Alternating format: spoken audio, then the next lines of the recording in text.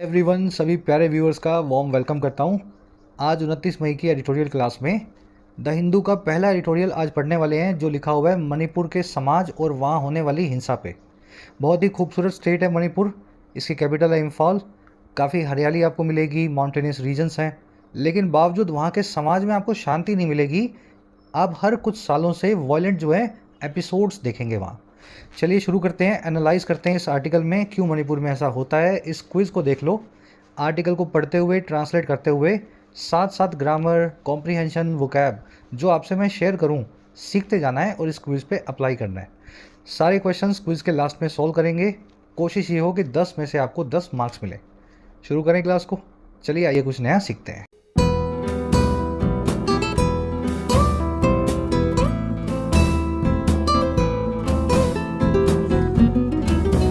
Alright, कह रहा है जी अलार्मिंग टर्न।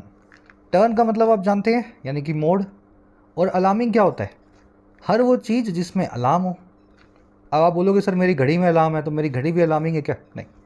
देखिए, अलार्म वर्ड है ना, इसका मतलब होता है अंग्रेजी में खतरा या चिंता। आप देख लो अलार्म कब कब बजते हैं। अगर फायर अलार्म बजाए तो मतलब फायर की चिंता करो या फायर का खतरा आपके सर पे मंडरा रहा है, अपनी जान बचाओ। अगर सरकारी अलार्म बज रहे हैं सड़कों पे, तो इसका मतलब ये है कि मौसम विभाग की चेतावनी है कि घर में चले जाओ, कोई बड़ा तूफान आने वाला है, कोई साइक्लोन आने वाला है। इनफैक्ट आपका सुबह का अलार्म भी जब बजता है ना, तो वो आपको यही बताता है कि अब उठ जाओ। अगर अब नहीं उठे तो फिर आप लेट हो जाओगे जो काम करना चाह रहे थे। तो अलार्म जो अलार्म क्लॉक में लगा हुआ है, इस अलार्म वर्ड को अंग्रेजी में जोड़ा जाता है खतरे और चिंता के साथ, और वहीं से इस एडजेक्टिव को बनाया गया है अलार्मिंग।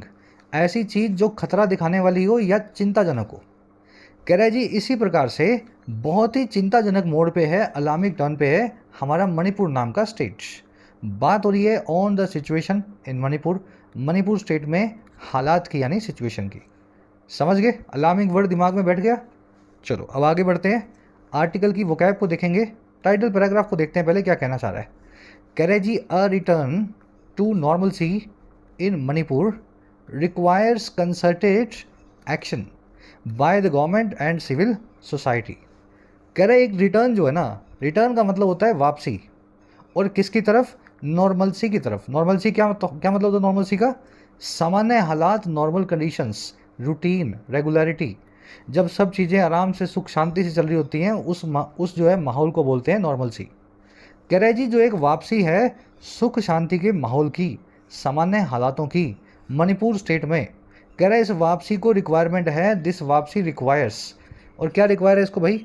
इसको रिक्वायरमेंट है कंसर्टेड एक्शन की, ऐसे एक्शन जो आपसी सहयोग से हों, कंसर्टेड हों। और किस किस के सहयोग से हों? By government and civil society, वहाँ की सरकार और वहाँ के सभ्य समाज के द्वारा। तो समाज के लोगों को भी आगे आना है, सरकार को भी आगे आना है, हाथ में हाथ मिलाकर के कुछ काम करना है, कुछ बात करनी है, तभी मणिपुर में नॉर्मलसी आ पाएगी। नहीं तो आप इसमें स्टेट में वायलेंस जो है हर कुछ महीने कुछ सालों से देखते रहेंगे। रिटर्न आपका सब्जेक्ट है, नाउन है एक, इसकी वर्ब है रिक्वायर्स। रिटर्न सिंगुलर है, इसलिए रिक्वायर्स जो वर्ब है ये भी सिंगुलर है, पीछे एस लगा हुआ है। नॉर्मलसी आपको समझा दिया, नॉर्मल कंडीशन को, सुख शांति के माहौल को बोलते हैं, सामान्य हालातों को। कंसर्टेड का मतलब होता है मिला जुला, हाथ में हाथ मिला के किया गया काम। आ रही बात समझ में? आपसी सहयोग से जब किसी काम को करते हैं ना, कोलैबोरेशन के साथ में लिंक बना करके, तो आप उसको कंसर्टेड वर्क बोलते हैं। अब जल्दी से आगे बढ़ के इस आर्टिकल की आपको वोकैब दिखाते हैं। ये कंसर्टेड, नॉर्मलसी है ना, कन्फ्लैग्रेशन, सारे भारी भरकम वर्ड्स एक बार शुरू में देख लोगे तो आर्टिकल पढ़ने में आपको उलझन नहीं होगी, बार बार बीच में ब्रेक नहीं आएगा। क्लास को एक लाइक और एक शेयर जरूर से दें। मच मोर देन अ ट्रांसलेशन क्लास जो कि आपको यूट्यूब पर मिलती है, उससे काफ़ी ज़्यादा आपको डिलीवर करने की कोशिश करते हैं, ग्रामर को, वोकैब को साथ में रख के। उसी के साथ जिन स्टूडेंट्स को एग्ज़ाम्स की प्रिपरेशन के लिए मॉक टेस्ट के पैक की ज़रूरत है, तो मैं आप सभी को सजेस्ट करता हूँ टेस्टबुक.com। मेरा पर्सनल फेवरेट है, और सबसे अच्छी चीज़ इसमें यही है कि लगभग 70 से ज़्यादा गवर्नमेंट एग्ज़ाम्स के 70,000 मॉक टेस्ट आपको मिल जाते हैं सिंगल पास में। एसएससी, बैंकिंग, रेलवेज़, डिफेंस, अलग अलग लेने की ज़रूरत नहीं है, एक साथ ही आप इनको ले पाएंगे। 3 दिनों के लिए सेल एक्टिव हो गई है। पास मिल रहा है आपको 1 साल का 224 रुपये के डिस्काउंटेड प्राइस पे। ये मॉक टेस्ट पास को आप चाहें तो प्रो वर्जन में 359 में ले सकते हैं। प्रो वर्जन में आपको प्रीवियस ईयर पेपर भी मिल जाते हैं आपके एग्जाम के मॉक टेस्ट की फॉर्म में। दोनों ही पास का लिंक आपको मिलेगा कमेंट सेक्शन में। अपनी रिक्वायरमेंट के हिसाब से आप चूज़ करें। नॉर्मल पास आपको दिखाएगा 249 का, लेकिन इस प्राइस पे आप ले सकते हैं डिस्काउंट।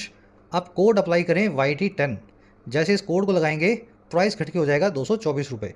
वैसे ही प्रो वाला जो पास है वो आपको दिखाएगा 399 का, 400 रुपये का, लेकिन कोड लगाने पे YT10 आपका प्राइस घट के हो जाना चाहिए 359 रुपीज़। कमेंट सेक्शन में लिंक रखे हुए हैं, अगर पासिस की आपको नीड है then this is the right time to buy these passes. चलिए अपनी वोकैब शीट है आज की, 5-6 वर्ड्स हैं अपने पास। कंसर्टेड जो पहला वर्ड है यहाँ से शुरू करेंगे। कंसर्टेड आपको अभी करवाया था, ऐसा कोई भी काम जो प्री प्लान्ड हो और कोऑर्डिनेटेड हो, सब लोग मिल के कर रहे हो हाथ में हाथ मिला करके। जैसे मैं यूँ कह दूँ, centre and state governments have started a concerted campaign to encourage people to get vaccinated. Centre और स्टेट की सरकारों ने शुरू कर दिया है एक आपसी सहयोग वाला कैंपेन, कंसर्टेड सा कैंपेन या अभियान, ताकि लोगों को इनकरेज किया जा सके वैक्सीन लगवाने के लिए। Encourage people to get vaccinated, समझ गए? अगर आप और आपका दोस्त मिलकर के किसी काम को कर रहे हैं, किसी प्रोजेक्ट पे काम कर रहे हैं, तो ये कंसर्टेड प्रोजेक्ट हो जाएगा आपका। अब कंसर्टेड को सिंक्रोनाइज्ड भी बोलते हैं और कोलैबोरेटेड भी बोलते हैं। इन दोनों वर्ड्स को आप आपसी सहयोग से जोड़ के रख सकते हैं। और एक फ्रेज है जो आपको याद रखना है, इन टेंडम। अगर कंसर्टेड कैंपेन है ना, तो वो कैंपेन इन टेंडम भी हो सकता है। टेंडम वर्ड को याद करने का तरीका बताया था आपको, देखिए ये पिक्चर से देख लोगे आप। ऐसी बाइसिकल जिसको एक से ज़्यादा लोग चलाएं, यहाँ देख रहे हो, आगे बेटी है, पीछे मम्मा है ना, हस्बैंड है, वाइफ है, या भाई है, बहन है, साथ में मिलकर एक ही साइकिल को चला रहे हैं। इस साइकिल को अंग्रेजी में बोलते हैं टेंडम। तो इन टेंडम फ्रेज का मतलब इंग्लिश में क्या हो गया? इस ईडियम का सीधा सा मतलब हो गया किसी काम को साथ में हाथ से हाथ मिला के किया गया हो। जैसे कि इस बाइसाइकिल को चलाया जाता है आपसी सहयोग के साथ। ये आंटी अगर पीछे पैडल घुमाएंगी और ये लड़की जो आगे घुमाएगी, तो साइकिल कहीं नहीं जाएगी, सबको एक ही दिशा में पैडल घुमाने होंगे, तभी ये टेंडम आगे बढ़ती है। चलिए बढ़े आगे। टेंडम याद रखना, इस बाइसाइकिल को बोलते हैं। अगला वर्ड है कन्फ्लैग्रेशन। कन्फ्लैग्रेशन का मतलब होता है या तो ऐसी आग जिसको आप कंट्रोल ना कर पा रहे हो, या फिर ऐसी सिचुएशन जो आग के जैसी ही हो, जो जलाने के लिए आपको काफ़ी हो और आप उसको कंट्रोल ना कर पाते हो। समझ गए? आग लगी है कहीं पे तो कन्फ्लैग्रेशन है। और मान लीजिए आपके घर के बाहर बदमाश लड़ रहे हैं, पुलिस उनका इनकाउंटर कर रही है ना, गोलियां चल रही हैं, आप बाहर गए तो आप भी किसी गोली का शिकार हो जाओगे। तो ये माहौल भी आपके लिए कन्फ्लैग्रेशन जैसा ही है, भले ही इसमें आग ना लगी हो। अनकंट्रोलेबल और फायर लाइक माहौल भी कन्फ्लैग्रेशन कहलाता है। Many people died in a multi storey building conflagration in Surat. कह रहे बहुत सारे लोग मर गए एक बड़ी सारी स्टोरी वाली बिल्डिंग के कन्फ्लैग्रेशन में, मल्टी स्टोरी बिल्डिंग के अंदर लगी आग में, जो लगी थी सूरत में। तो ये इंसिडेंट शायद 2 या 3 साल पहले हुआ था किसी कोचिंग सेंटर में सूरत के, वहाँ से ये सेंटेंस हमने बनाया है। अब कन्फ्लैग्रेशन को हेल फायर, इन्फर्नो या वाइल्ड फायर भी बोलते हैं। ये वर्ड आर्टिकल में देखेंगे। चलिए अगला वर्ड है परपेट्रेटर। परपेट्रेटर का मतलब होता है रॉन्ग डूअर, किसी काम को गलत काम को करने वाला या अंजाम देने वाला आदमी। इसको आप बदमाश भी बोल सकते हैं, इसको आप मिसक्रिएंट या कल्प्रिट भी बोल सकते हैं, अपराधी भी बोल सकते हैं, है ना। The perpetrators of crime were still at large. जो अपराधी थे इस क्राइम के, जो बदमाश थे जो है क्राइम को करने वाले, वो अभी भी एट लार्ज थे, अभी भी फरार थे। एट लार्ज इंग्लिश में एक फ्रेज है, इस फ्रेज का मतलब होता है फ्यूजिटिव होना, भगोड़ा होना, फरार होना।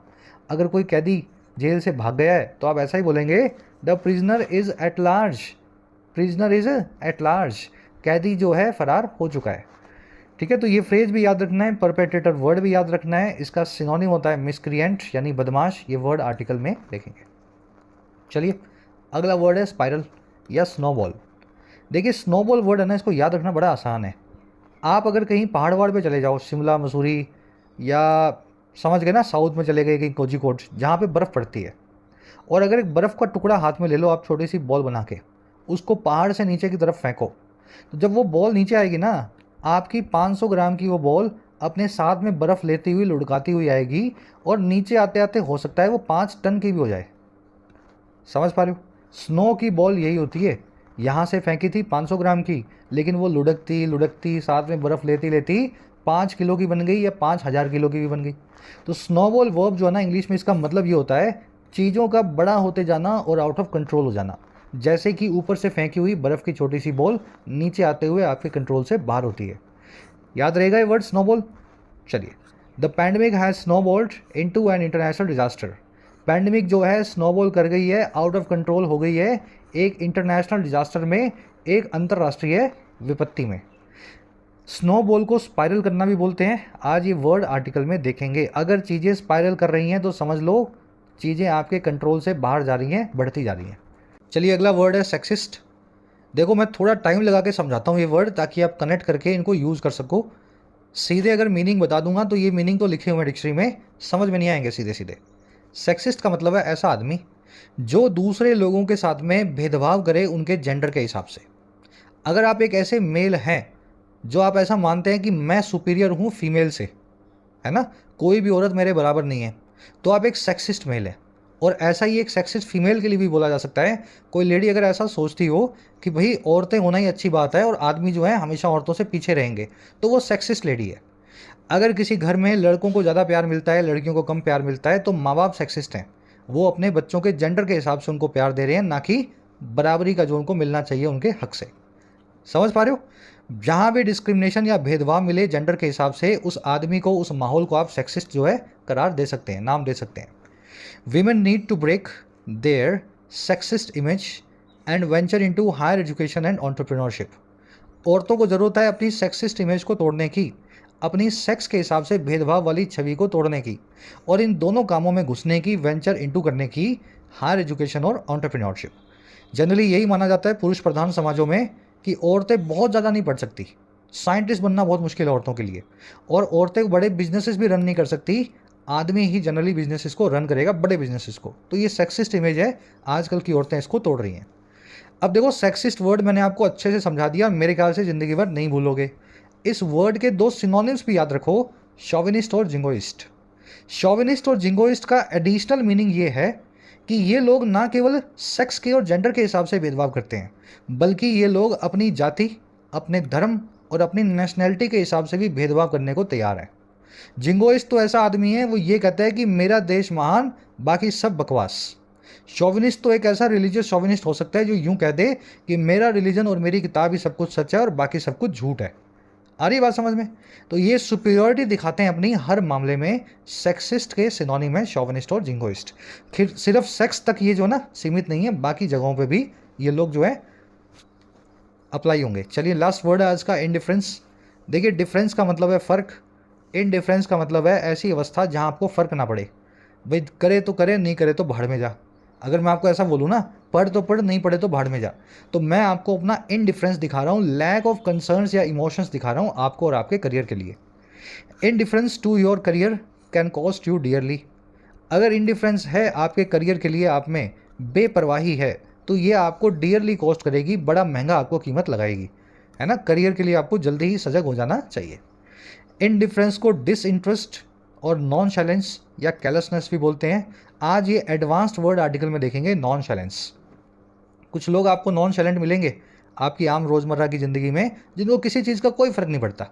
उनके आसपास कुछ हो रहा हो, कोई मर रहा हो, कोई खुश हो रहा हो, कोई दुखी हो रहा हो, वो अपनी दुनिया में मस्त है। तो ये नॉन शैलेंट लोग होते हैं, दूसरों से ज़्यादा कनेक्शन बना के नहीं रखते हैं।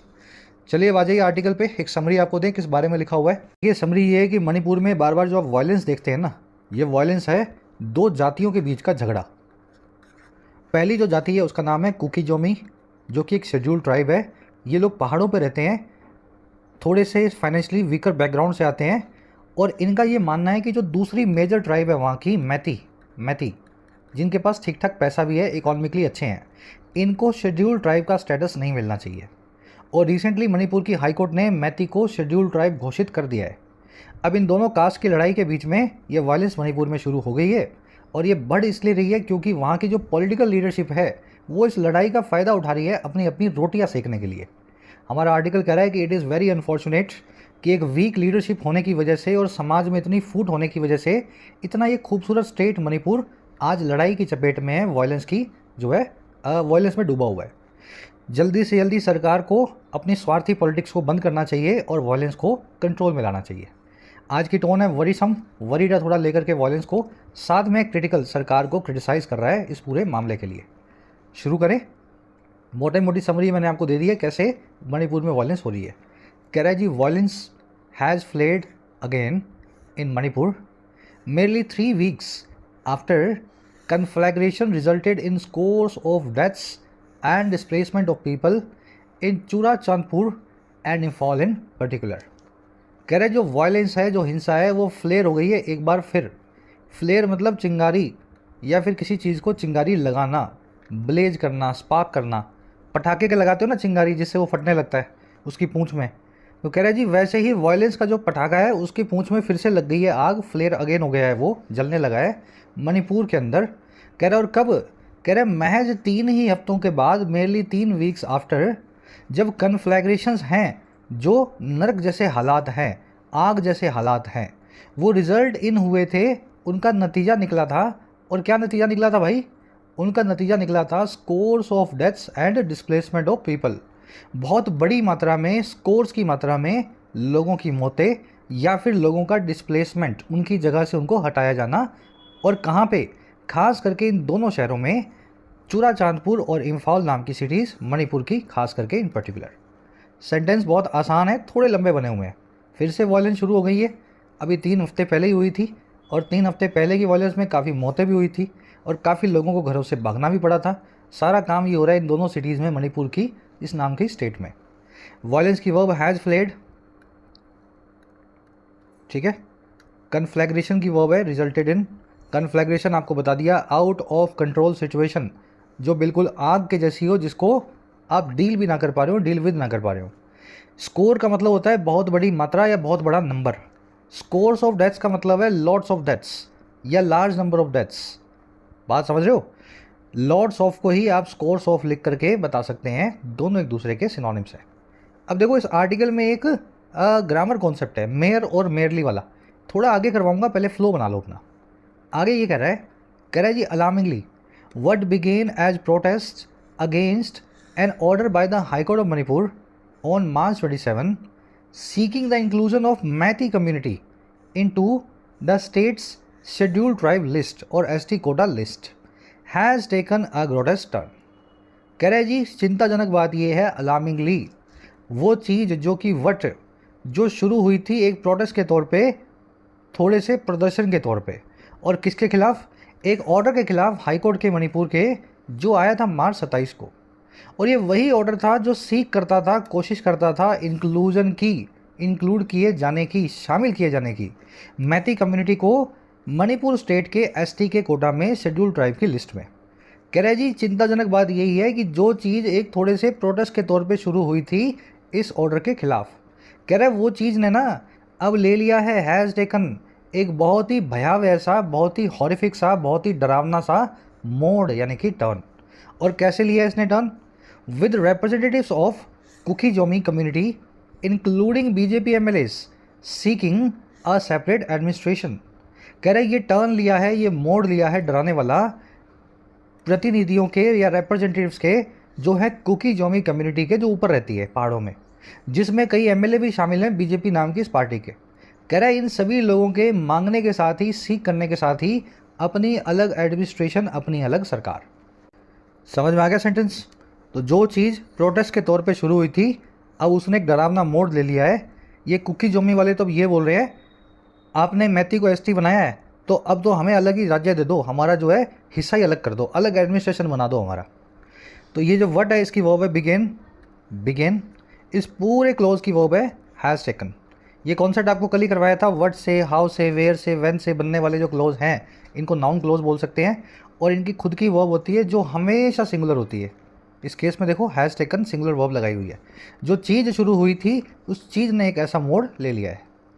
ग्रोटेस्क मतलब भयावह, दानवाकार, इसको मॉन्स्ट्रस या हॉरिफिक भी बोल सकते हैं। जो बड़े आकार का हो, एकदम राक्षस जैसे और बड़ा डराने वाला हो, उसको ग्रोटेस्क बोलते हैं। ठीक है, चलिए। कह रहे this situation should never have come to such a pass. कह रहे ये सिचुएशन जो है इसको कभी भी कम टू ए पास नहीं करना चाहिए था। Should never have come to a pass. Come to a pass का मतलब होता है किसी घटना का घटित होना, किसी सिचुएशन का कहीं पहुंच जाना, किसी पॉइंट पे आपका कम टू होना या अराइव एट होना। बात समझ रहे हो?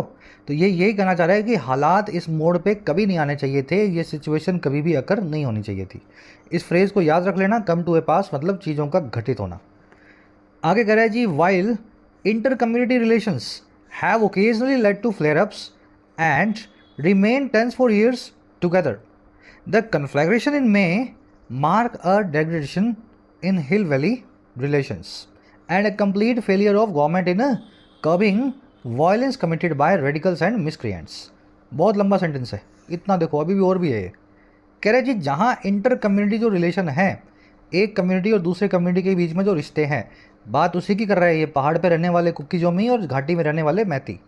कह रहे इनके जो आपसी रिश्ते हैं ना, ओकेजनली वो लीड टू करके गए हैं, कभी कभी वो हमें ले जाते हैं फ्लेयर अप्स की तरफ, एक दूसरे के लिए हल्की फुल्की हिंसा की तरफ, एग्रेशन की तरफ। फ्लेयर अप का मतलब क्या होता है? छिटपुट झिड़प की घटनाएं, है ना, जैसे थोड़ी सी चिंगारी लग गई कहीं पे, हल्की फुल्की वहाँ पे, समझ गए ना, हल्का फुल्का जो है किसी बात पे गुस्सा, लड़ाई, मार कुटाई, फ्लेयर अप।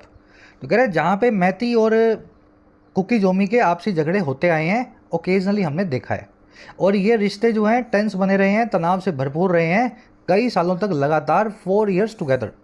कह रहे वहीं पे हुआ ये कि जो अब आउट ऑफ कंट्रोल सिचुएशन मई में हमने देखी थी 2-3 हफ्ते पहले, कह रहे वो जो है ना, वो मार्क करती है, निशान बनती है एक बहुत ही डिग्रेडेशन का, बहुत ही बड़ी डिटीरोरेशन का। और किस में? हिल और वैली के रिलेशन में, पहाड़ों पे रहने वाले कुकी जोमी और वैली में रहने वाले मैती के रिश्तों में। एंड अ कंप्लीट फेलियर, और एक पूरा फेलियर बताती है सरकार का मणिपुर की, और फेलियर है in curbing violence committed by radicals and miscreants. Curb करने में, कंट्रोल करने में हिंसा को, जो हिंसा रेडिकल्स के द्वारा, एक्सट्रीमिस्ट के द्वारा और बदमाशों के द्वारा की जाती है, मिसक्रिएंट्स के द्वारा की जाती है। और ये बदमाश कौन सी प्रजाति के भाई? कह रहे ये प्रेजेंट है in Meitei and Kuki Zomi communities. ये बदमाश नीचे घाटी में भी रहते हैं, मैती में, और ऊपर कुकी जोमी में भी रहते हैं, पहाड़ों में। आई बात समझ में? तो कह रहा है जी प्यार तो इनमें पहले भी नहीं था, और कई सालों तक हमने इनके बीच की कड़वाहट देखी है लगातार, लेकिन मई में इस बार इन्होंने कमाल कर दिया जब ये एक दूसरे पे खून खराबा करने लगे। और एक नया डिग्रेडेशन आपने देखा है पहाड़ी और घाटी में रहने वाले लोगों के रिश्तों का। और आपने ये भी देखा कि सरकार पूरे तरीके से फेल हो गई है इन दोनों प्रजातियों के बदमाशों को कंट्रोल करने में, जो वायलेंस इनके द्वारा कमिट की जाती है रेडिकल्स और मिसक्रेंट्स के द्वारा। रिलेशंस की वर्ब है have led to. Flare up मैंने आपको बता दिया, छिटपुट हिंसा की घटनाएं। रिलेशंस की दूसरी वर्ब है remained. Relations have led to and relations have remained, है ना, कई सालों तक रहे हैं। फॉर या सिंस आपको point of duration of time दिया गया, तो हैव लगाना यहाँ पे भी जरूरी होगा हेल्पिंग वर्ब के तौर पे। कन्फ्लैग्रेशन आप देख ही चुके हैं, आउट ऑफ कंट्रोल सिचुएशन। और कन्फ्लैग्रेशन की वर्ब है मार्क। ये कन्फ्लैग्रेशन मार्क करता है, निशान बनता है। चलिए डेग्रेडेशन समझते हैं, चीज़ों का बद से बदतर होना, चीज़ों में इम्प्रूवमेंट की बजाय डिटीरोरेशन आना। कर्व करना यानी कंट्रोल करना, लगाम लगाना।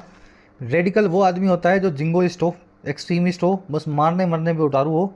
मिसक्रिएंट और परपेट्रेटर, ये दोनों वर्ड मैंने आपको बताए थे बदमाश के लिए, है ना, miscreant, perpetrator, wrongdoer, culprit, बदमाश आदमी। और क्या हुआ? कह रहा है जी partially this was a consequence of the inability of the state government led by the BJP CM N Biren Singh. कह रहे जी पार्शली, अगर आंशिक तौर पे देखें, ये जो पूरा मामला आप देख रहे हो ना, ये कॉन्सिक्वेंस या नतीजा था उस असक्षमता का, उस नकारेपन का, इनएबिलिटी का, जो है वहाँ की स्टेट गवर्नमेंट की, जो अगुवाई में है चीफ मिनिस्टर सीएम के एन बीरेन सिंह के, जो बीजेपी का चीफ मिनिस्टर है। अच्छा, इनका नकारापन किस चीज़ का है भाई? इनका नकारापन है to rise above the fray and to act in a manner that was unbiased against particular communities. ये सारा जो इनएबिलिटी है, ये है फ्रे से ऊपर उठने का। देखिए, फ्रे का मतलब होता है कंपटीशन, लड़ाई, प्रतिद्वंद, स्पर्धा। तो ये आदमी जो है बीरेन सिंह, ये जो है ना, स्पर्धा से, ऑपोजिशन से जो होड़ है, उससे ऊपर नहीं उठ पा रहा। ये होड़ में फंसा हुआ आज भी, और एक्ट नहीं कर पा रहा उस तरीके से जो अनबायस्ड हो, बिल्कुल निष्पक्ष हो किसी खास कम्युनिटी के खिलाफ, चाहे वो मैती हो, चाहे वो कुकी जोमी हो। समझ गए? तो ये भी रीज़न है, सियासी रोटियां पक रही हैं। एन बीरेन सिंह की सरकार जो है इम्पार्शली चुनावी रोटियां सेकने से बाज नहीं आ रही है। इस वजह से आपको बहुत सारा वायलेंस देखने को मिल रहा है। चलिए, दिस की वर्ब है वॉज, दैट की वर्ब है वॉज, दैट आया है मैनर के लिए। मैनर का मतलब होता है तरीका। फ्रे मैंने आपको बता दिया, इस वर्ड का मतलब होता है प्रतिस्पर्धा, होड़, आपसी की, समझ गए ना, कंपटीशन। जब आप राइज अबव द फ्रे नहीं कर पाते हैं ना, तो आप होड़ में ही पड़े रहते हैं, आप उस होड़ से बाहर ही नहीं निकल पा रहे हैं। फ्रे जो है ना, ये नाउन फॉर्म में तो होड़ बताता है, कंपटीशन को बताता है, लेकिन वर्ब फॉर्म में फ्रे का मतलब होता है थक जाना, घिस जाना। आगे ये वर्ड आप देखेंगे, ठीक है। जैसे आप थके हुए हो ना, तो आप बोल सकते हो आई एम टायर्ड और आई एम फ्रेड टुडे। मैं आज थका हुआ हूँ, आई एम फ्रेड, है ना, फ्रेड। चलिए, कह रहे the government so called anti Poppy cultivation drives that were seen as moves against कुकीजोमी hill dwellers raised there आयर। कह रहा है जी, सरकार की भी जो so called anti Poppy cultivation drive थी। ड्राइव का मतलब है अभियान, कल्टीवेशन का मतलब है खेती, पॉपी का मतलब है अफीम, एंटी का मतलब है अफीम के खिलाफ। तो सरकार के जो अफीम की खेती के खिलाफ जो अभियान थे, जो कि देखे जाते थे उन कदमों की तरह जो अगेंस्ट हैं इन कुकीजोमी हिल ड्वेलर्स के, इस कुकीजोमी ना की शेड्यूल ट्राइब के जो हिल्स में, पहाड़ों में ड्वेल करती है, ऊपर ही रहती है। कह रहे इन सारी ड्राइव्स ने, इन सारे अभियानों ने रेज किया था इनकी आयर को, बढ़ाया था इनके गुस्से को। ये कुकीजोमी यही बोलते थे कि हम पहाड़ पे रहेंगे, अफीम उगाएंगे, अपने हिसाब से बेचेंगे, सरकार क्यों आकर के हमें कहती है कि अफीम मत उगाओ, है ना, हम तो शेड्यूल ट्राइब हैं। तो कह रहे पहले ये गुस्से में थे इस पूरी ड्राइव से, और फिर हुआ क्या, कह रहे फिर लग गया आग में घी। While the high court single जज benches ill thought out order. अब देखो ये बीच से बीच में मैं छोड़ रहा हूँ, डैश से डैश के बीच का मुझे छोड़ना पड़ेगा ताकि मीनिंग निकाल सकूँ सेंटेंस का, ठीक है। तो ये बीच वाला इसको निकाल दो, यहाँ से लेकर के यहाँ तक का। तो कह रहे जी आग में ऐसे घी लगा कि while the high court single जज benches ill thought out order exacerbated the situation. कह रहे जहाँ हाई कोर्ट की सिंगल जज की एक बेंच थी जिसका एक खराब तरीके से सोचा हुआ, खराब मंशा के, खराब सोच के साथ बनाया हुआ ऑर्डर जो है, उसने एक्सेसरबेट कर दिया, बद से बदतर बना दिया पूरी सिचुएशन को और ख़राब कर दिया। आगे बात समझ में। तो ये गुस्से में इसलिए थे कुकीजोमी कि इनकी अफीम की खेती सरकार बंद करवा रही है, और जैसे ही हाईकोर्ट का ऑर्डर आया कि इनकी जो दुश्मन ट्राइब है मैती, उसको भी शेड्यूल ट्राइब माल बोलेंगे आज से, तो ये कुकीजोमी ने हमले करने शुरू कर दिए मैती, और फिर मैती ने सामने से जवाब दिया। बस यही वायलेंस है मणिपुर की। अब मेरे ख्याल से सेंटेंस समझ गए होंगे। बीच का पोर्शन हमने अलग रख दिया है, इसको भी बाद में पढ़ लेंगे। ड्राइव्स की वर्ब है, ड्राइव्स की वर्ब है रेस्ड। इन ड्राइव्स ने, इन अभियानों ने उठा दिया उनकी आयर को। आयर का मतलब होता है एंगर, फ्यूरी, गुस्सा, रेज। दैट आयर ड्राइव्स के लिए दैट की वर्ब है वर सीन। ड्राइव्स को देखा जाता था, ड्राइव्स को ऐसा समझा जाता था। ड्वेलर वो आदमी होता है जो कहीं ड्वेल करे, और ड्वेल का मतलब होता है रहना, लिव करना। अगर आप हिल ड्वेलर्स हैं तो आप ऐसा आदमी है जो पहाड़ों पे ड्वेल करता है, पहाड़ी एरिया में रहता है। किसी भी एरिया का इनहैबिटेंट उस एरिया का ड्वेलर कहलाता है। ऑर्डर जो है, ऑर्डर इसकी वर्ब है, इसकी वर्ब है एक्सेसरबेटेड। एक्सेसरबेट करना, चीज़ों को बद से बदतर बनाना। अब बीच में देख लो इस ऑर्डर के बारे में क्या इंफॉर्मेशन और दी गई है। कह रहे जी ये इल थॉट आउट इसलिए है as the chief justice of India mister Chandrachud himself observed as being violative of a 23-year old constitutional bench judgement. कह रहे ये इल थॉट आउट ऐसे है कि जैसा कि एज हमारे चीफ जस्टिस साहब ने खुद ने ऑब्जर्व किया, खुद का ही उनका कमेंट है। और क्या कमेंट है, ये देखते हैं इसको एज बीइंग वायलेटिव, वायलेटिव होने जैसा, डिसरिगार्ड करने जैसा। और वो डिसरिगार्ड हो रहा है 23 साल पुरानी कॉन्स्टिट्यूशनल बेंच की एक जजमेंट का। आ रही बात समझ में। तो ये ऑर्डर इस वजह से जो है ना गलत है, इल थॉट आउट है। हमारे चीफ जस्टिस खुद ही बोल रहे हैं कि ये ऑर्डर गलत है, 23 साल पुराने कॉन्स्टिट्यूशन बेंच को इस ऑर्डर ने वायलेट किया। ठीक है, तो ये एडिशनल इन्फॉर्मेशन है डैश से डैश के बीच की, इसको हमने अलग से पढ़ा और फिर ऑर्डर के साथ में इसको हमने जोड़ दिया।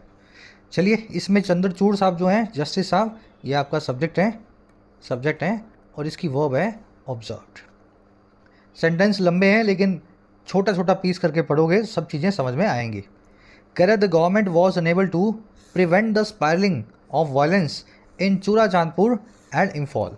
कह रहे सरकार भी अनेबल रही, असक्षम रही, और किस काम में, प्रिवेंट करने में, रोकने में, स्पायरलिंग को, आउट ऑफ कंट्रोल जाने को, वायलेंस के यानी कि हिंसा के। और कहाँ पे, चूड़ा चांदपुर में और इम्फाल में। और कैसे हुआ ये काम, suggesting the current regimes in competence, suggest करते हुए, इशारा करते हुए हाल में जो रिजीम सरकार बैठी है उसकी नकारापंथी को, उसकी इनएफिशिएंसी को, उसकी इनकॉम्पिटेंस को, है ना। वो सरकार जो है काबिल ही नहीं है, लायक ही नहीं है कि ये जो वायलेंस है वो रोक सके। हाथ से इतनी बाहर निकल चुकी है वायलेंस वहाँ पे। गवर्नमेंट की वर्ब है वॉज। स्पायरलिंग और स्नोबॉलिंग ये आप जानते हैं, स्पायरल करना या स्नोबॉल करना, चीज़ों का आपके हाथ से निकल जाना, इतना बड़ा हो जाना कि आप उनसे डील विद ना कर पाएँ। इनकॉम्पिटेंस आपकी असक्षमता है, किसी काम को ना कर पाने की आपकी क्षमता है। चलिए आगे बढ़ेंगे नेक्स्ट पैराग्राफ पे। छोटा सा कॉन्सेप्ट है ग्रामर का, फटाफट इसको देख लो। देखो मेयर का मतलब होता है ओनली, और मेयरली का मतलब भी होता है ओनली, दोनों का मतलब बराबर। लेकिन मेयर एक एडजेक्टिव है, मेयरली एक एडवर्ब है। समझ गए मामला?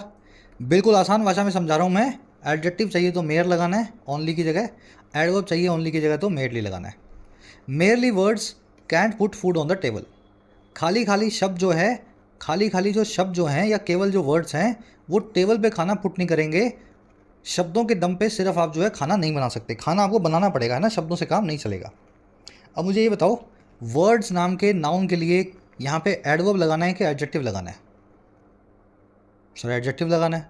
एडजेक्टिव तो मेयर होता है, तो ये मेयरली गलत है। तो क्या करूँगा मैं, इस मेयरली का एलवाई निकाल के मैं लिखूँगा mayor words can not put food on the table. समझ पा रहे हो ना इतनी बात? मेयर जो है एडजेक्टिव यूज़ करेगा, एडजेक्टिव जो है मेयर लगेगा, तो मेयरली को निकाल दिया मैंने यहाँ से। अगला देखो, reality is mayor an illusion. Reality सिर्फ एक इल्यूजन है। यहाँ पे ओनली की बात कर रहे हैं हम, और ओनली एक एडवर्ब होती है। मेरे पास सिर्फ यही है, रियलिटी सिर्फ एक इल्यूजन है, मैं यहाँ पे सिर्फ यही करने आया था। सिर्फ जो है ओनली जो है एडवर्ब का काम करता है, वर्ब को मॉडिफाई करता है ना। नॉट और ओनली जब भी वर्ब को मॉडिफाई करें एडवर्ब कहलाते हैं। अब मुझे ये बताओ, ये जो मेयर लिखा है आपने, ये एडवर्ब बन सकता है क्या? बिल्कुल नहीं बन सकता। तो क्या करें, इसको मेयरली में बदल देंगे। Reality is merely an illusion. कुछ बच्चों को लग रहा होगा सर ये इल्यूजन नाम का नाउन है, इसके लिए एडजेक्टिव बना देता हूँ मेयर, है ना, इसके लिए एडजेक्टिव बना देता हूँ मेयर। ऐसा नहीं है। नाउन से पहले एडजेक्टिव अगर मेयर आएगा तो फिर ये जो आर्टिकल देख रहे हो ये एडजेक्टिव से पहले आएगा। अगर ये एडजेक्टिव है और इस नाउन को मॉडिफाई कर रहा है तो ये आर्टिकल बीच में नहीं आएगा, फिर ये आर्टिकल उठ के यहाँ आएगा। तो मैं आपको यही समझाना चाह रहा हूँ, यहाँ पे एडजेक्टिव की नहीं एडवर्ब की जरूरत है। Reality is merely an illusion आपको लिखना होगा, ये एडवर्ब बन गया, बीच में आगे जो है नाउन है और ये एडवर्ब कनेक्टेड है इस वर्ब से। तीसरा देखो, it took us 20 minutes to reach the station. It took us mere 20 minutes to reach the station. हमें सिर्फ 20 मिनट लगे स्टेशन तक पहुंचने में, ठीक है। 20 मिनट्स में 20 एक एडजेक्टिव है, सिर्फ 20 मिनट लगे। कितने मिनट्स लगे? 20 मिनट लगे। मिनट नाउन, 20 एडजेक्टिव, और सिर्फ 20 लगे तो मतलब सिर्फ जो है 20 के नाम के एडजेक्टिव को मॉडिफाई कर रहा है। अगेन आपको एडवर्ब चाहिए, मेयर 20 मिनट गलत हो जाएगा, आप लिखें it took us merely 20 minute. आ रही है ना बात समझ में?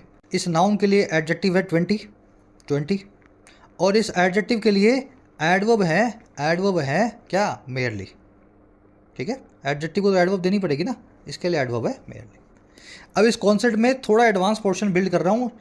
नाउन, एडजेक्टिव और एडवर्ब का मीनिंग तो आपने निकाल लिया। एडवांस पोर्शन ये है कि अगर आप मेयरली की जगह पे अ मेयर रखेंगे तो वो भी एडवर्ब का काम करता है, लेकिन उसके पहले आर्टिकल होना चाहिए। समझ में आई बात? तो मेयरली एन इल्यूजन की जगह मैं ऐसा भी लिख सकता हूँ, मेयरली एन इल्यूजन की जगह ऐसा लिख सकता हूँ अ मेयर इल्यूजन, ये भी कर सकता हूँ मैं। मेयरली 20 मिनट से लिखा हुआ है ना, तो इसकी जगह ऐसा भी लिख सकता हूँ, मेयरली 20 मिनट की जगह अ मेयर 20 मिनट्स। अ मेयर भी अपने आप में एक एडवर्ब है जो मेयरली को रिप्लेस कर लेती है। तो ये एडवांस पोर्शन है, इसको भी ध्यान रखना है। बाकी आज के क्विज में आप देखेंगे, बार बार ये कॉन्सेप्ट करवाएंगे, आपके दिमाग में बैठ जाएगा। चलिए आइए नेक्स्ट पैराग्राफ पे जल्दी से आगे बढ़ते हैं। आगे कह रहा है जी, the state government must get its act together with the help of the centre to bring back normalcy by increasing patrolling of parliamentary and police forces in right tone areas। कह रहा है सरकार को ये करना पड़ेगा कि इसको एक्ट को गेट टुगेदर करना होगा। गेट योर एक्ट टुगेदर का मतलब है अपना रायता समेटना, पुल वन सेल्फ टुगेदर करना, अपने आप को ऑर्गेनाइज करना, अपने झंझटों को सुलझाना। तो कह रहा है जी सरकार को भी अपना रायता समेटना होगा, अपनी झंझटों को सुलझाना होगा, और किसकी मदद से? एक तो केंद्र सरकार की मदद से। और क्यों? ताकि ब्रिंग बैक कर सकें सुख शांति के माहौल को, नॉर्मलसी को। और ये कैसे होगा? इनक्रीज़ करके पेट्रोलिंग को, यानी गश्ती को। पेट्रोलिंग मतलब गश्ती, और गश्ती किसके द्वारा? हमारी पार्लियामेंट्री फोर्सेस के फौजों के द्वारा, है ना, जैसे कि CRPF, CISF और पुलिस फोर्सेस के द्वारा, ऐसे एरियाज़ में जो राइट टोन है, जो राइट की वजह से, दंगों की वजह से डैमेज्ड है, टोन है, फट चुके हैं ना, जहाँ पे दंगे हुए हैं। और ये सारा काम कैसे होगा? Providing relief to displaced people and curtailing the influence of militant sections. ये सारा काम सरकार करेगी, प्रोवाइड करते हुए रिलीफ को ऐसे लोग जो डिस्प्लेस्ड हो गए हैं, बेघर हो गए हैं, और कंटेल करते हुए, काट छांट करते हुए, कम करते हुए दबदबे को, इन्फ्लुएंस को मिलिटेंट सेक्शंस के, दोनों ही जनजातियों के अंदर जो मिलिटेंसी करने वाले सेक्शंस हैं, जो वायलेंट है ना, जो एग्रेसिव लोग हैं।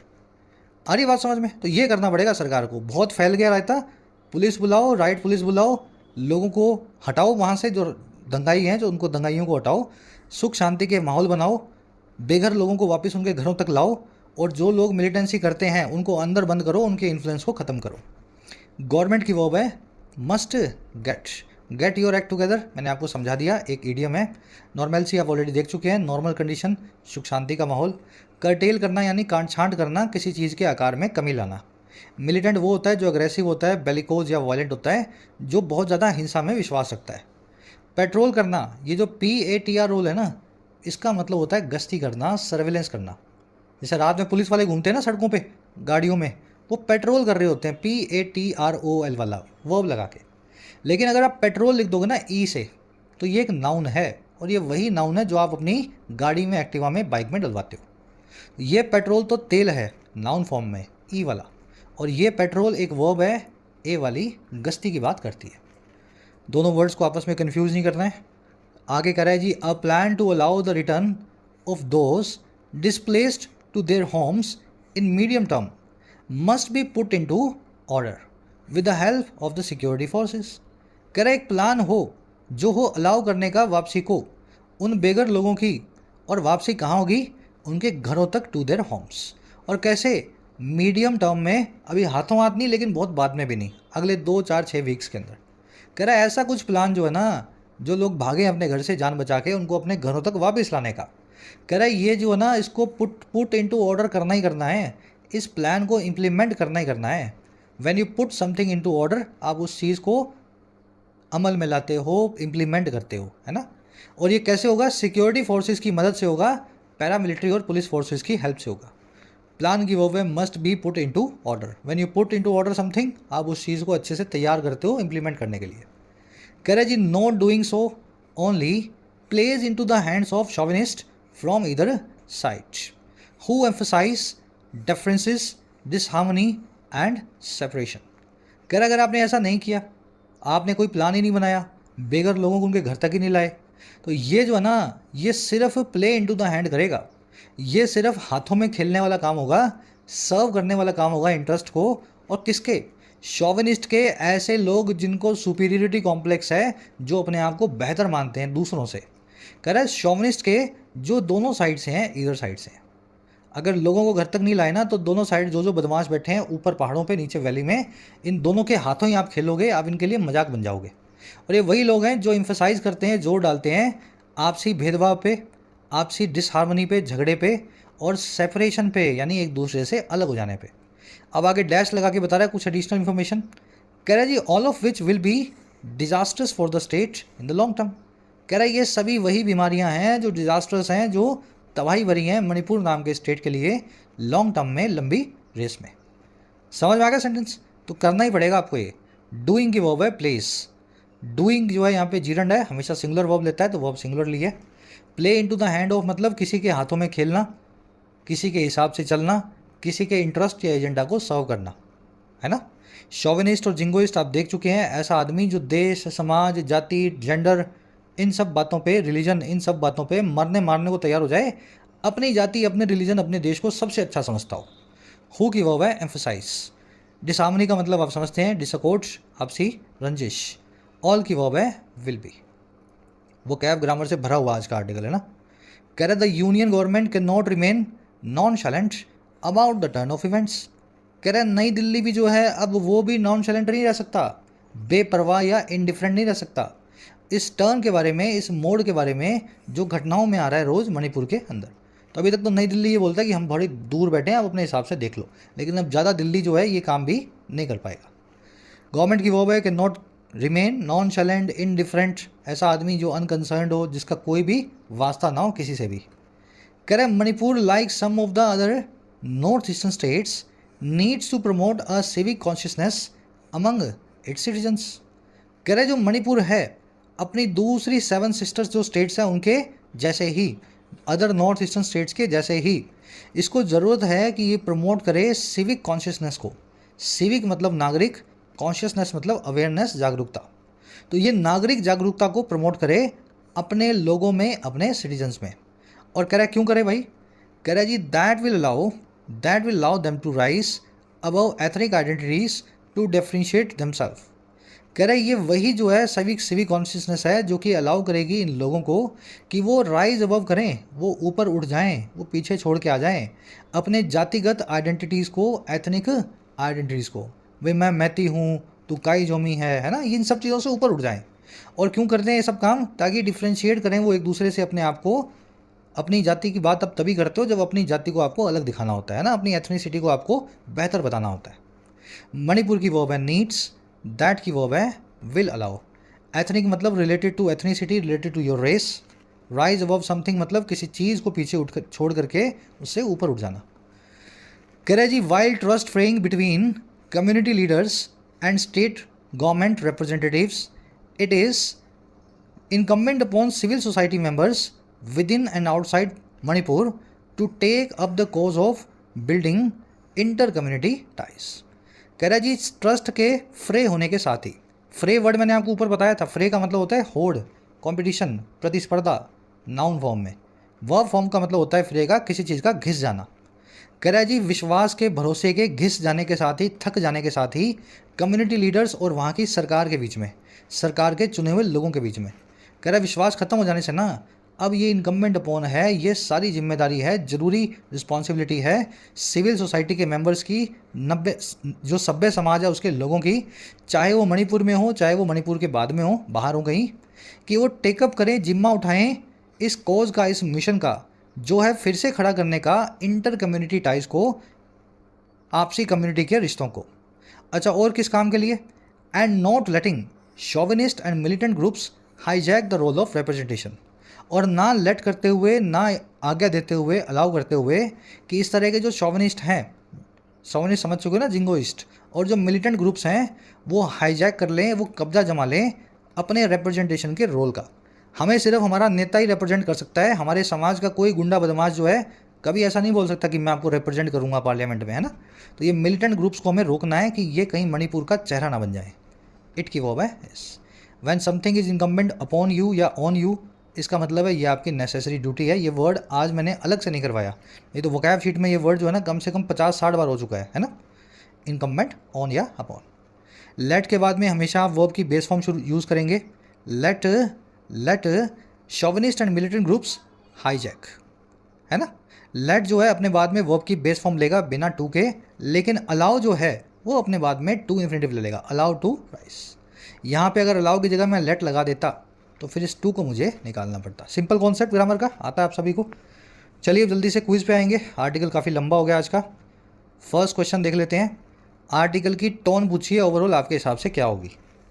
बहुत इजी क्वेश्चन है, क्लरिकल लेवल का बना रहा हूँ, प्रीलिम्स लेवल का, चाहे एसएससी हो चाहे बैंक हो। सब लोग आंसर निकालो, फर्स्ट कमेंट में आंसर डाल दिया है, वहाँ से मैच करो। सेकंड में आपसे पूछा है जो इन्फॉर्मेशन हमें मिली है इस पैसेज से, उस इन्फॉर्मेशन के आधार पर लॉन्ग टर्म अगर स्थिरता और शांति चाहिए हो मणिपुर में तो सबसे ज़्यादा इफ़ेक्टिव चीज़ क्या होगी।